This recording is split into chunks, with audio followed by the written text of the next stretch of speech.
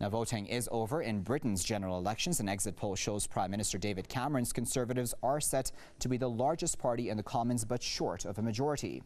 The poll suggests Conservatives have won 316 seats, while the main opposition Labour Party got 239. The Scottish National Party is set for a historic victory with 58 seats, and the centrist Lib Dems will get just 10 in the 650-seat parliament. If that is the story, it is a quite sensational story. If this exit poll is right, Andrew, I will publicly eat my hat on your programme. I think I'm now joined not by Mr. Wilson, but by the recognisable figure of Ed Balls, the Shadow Chancellor. Mr. Balls, thank you very much for joining us. First of all, there's been this story going the rounds on Twitter and all the rest of it that you've been defeated. Have you heard anything about your result yet or not? David, the ballot boxes haven't even arrived in the count, and they've got to be counted, and then we'll get the results. So I think maybe you should spend less time on Twitter and more time reporting the results when they're actually declared. So far, we've only had 2, and they've both been increases in Labour majorities. So I've fought very hard in my campaign. We'll see what the result is when it arrives in a few hours' time. Well, I think it's fair to say that's probably the biggest casualty of this election so far. It's difficult to imagine a bigger one at this stage. Ed Balls, the Shadow Chancellor, one of the biggest figures in the Labour Party, been such an influential figure in Labour governments past, and indeed, of course, since they've been out of office for the last 5 years. Murphy very gallantly applauding his opponent, the Scottish National Party, who's taken the seat, Renfrewshire East in West Scotland, off Jim Murphy, who fought this campaign as Labour's leader. Clearly a desolate night for the Liberal Democrats. Labour Party, 22,000.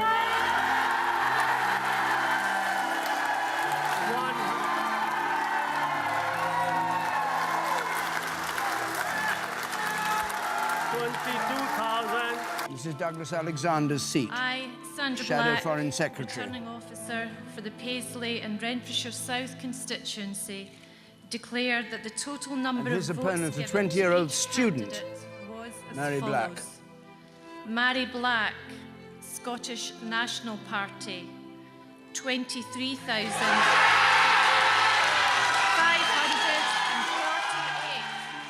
Nick Clegg, he was the person who was claiming only 24 hours ago that he was going to be the surprise package. The Liberal Democrats were going to win more seats than expected. But actually what's happened is they've lost far more than expected. It could be into single figures. That's fewer than 10 seats, which would be such a disaster for them, to be frank, from 56 seats to fewer than 10.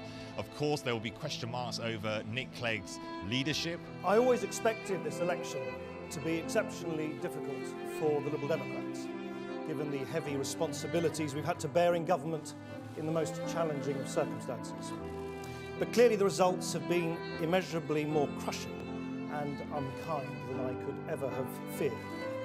For that, of course, I must take responsibility, and therefore I announce that I will be resigning as leader of the Liberal Democrats. Now, I said, as this campaign went on, that if I didn't win, I would stand down as leader of UKIP. And I know that you in the media are used to party leaders making endless promises that they don't actually keep, but I'm a man of my word. I don't break my word, so I should be writing to the UK UKIP National Executive in a few minutes, saying that I am standing down as leader of UKIP. What about that now infamous biblical-looking Labour pledge stone, which Ed Miliband unveiled to some derision last Saturday? He promised to install it in the garden at number 10. We've been looking high and low, and we may think that we might have found it. Labour hoped it would be a hinge stone. Many thought it was a henge stone. It was quickly tagged an Ed stone, but now it's just a headstone. Friends, Britain needs a strong Labour Party.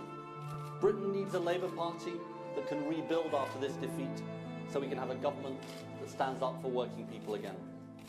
And now it's time for someone else to take forward the leadership of this party.